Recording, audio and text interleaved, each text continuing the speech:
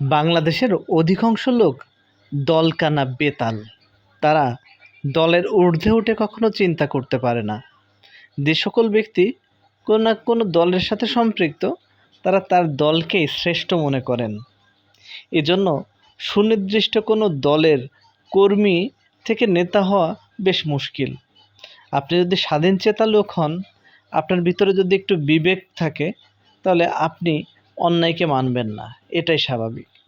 কিন্তু আপনি যখন সুনির্দিষ্ট একটা দলের অন্তর্ভুক্ত হয়ে যাবেন, কর্মী হবেন, তখন সেই দল যখন খারাপ কাজ করবে, তার দায়ভারও আপনার আসবে। এজন্য আপনি কি কখনো বলতে পারবেন আপনার নিজের দোষ আমরা কয়জনই অন্যের সামনে প্রকাশ করি? আমরা যখন ভুল করি, সাধারণত মানুষ ভুল করে, আমরাও ভুল করি। ভুল করলে আমরা কি কখনো যে মানুষকে বলি, হ্যাঁ এটা আমি ভুল করেছি? এরকম মহৎ উদার ব্যক্তি সমাজে খুব কম আছে।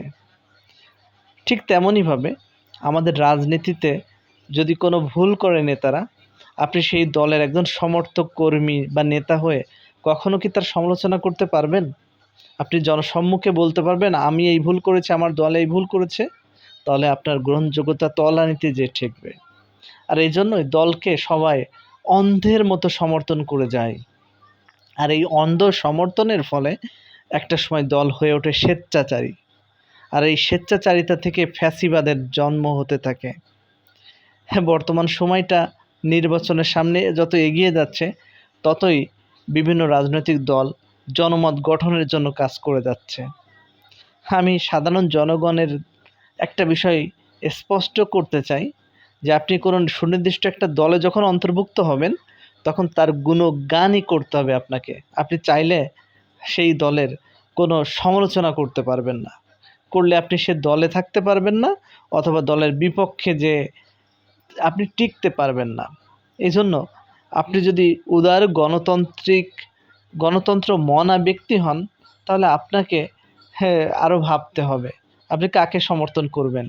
বাংলাদেশে এ পর্যন্ত যারা এসেছে, যে সকল রাজনৈতিক দল রয়েছে, তাদের 100% গ্রহণ করার মতো কোনো যোগ্যতা এখনো পর্যন্ত এমন কোনো দলের তৈরি হয়নি যে আমরা তাদেরকে চোখ বুজে তাদেরকে 100% নির্ভর করতে পারবো তাদের উপর। এটা কোনো দলেরই নাই। প্রত্যেকের কোনো না কোনো পিছুটান রয়েছে, কোনো না কোনো অপরাধ দুষ্টতা রয়েছে। সুতরাং অন্ধের মতো কোনো দলকে সমর্থন করলে আপনি আপনার ব্যক্তিত্ব হারাবেন। আর ব্যক্তিত্ব যদি ধরে রাখতে চান, তাহলে আপাতত দৃষ্টিতে আপনি আপনার নিজেকে খুঁজে নেন। নিজেকে খুঁজে যখন পাবেন কোনো দলের মধ্যে, হ্যাঁ ঠিক তখনই আপনি সেটাকে সমর্থন করেন। অন্যথায় মিছামিছি আপনার ব্যক্তিত্ব বিসর্জন দিয়ে কোনো দলের পিছনে গেলে সেটা বোকামি হবে।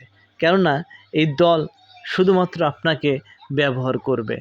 আপনি ভোট দিবেন এটাই, কিন্তু পরক্ষণে আপনি তার বিপক্ষে কিছু বলতে যখন যাবেন, আপনাকে ছুঁড়ে ফেলে দিবে।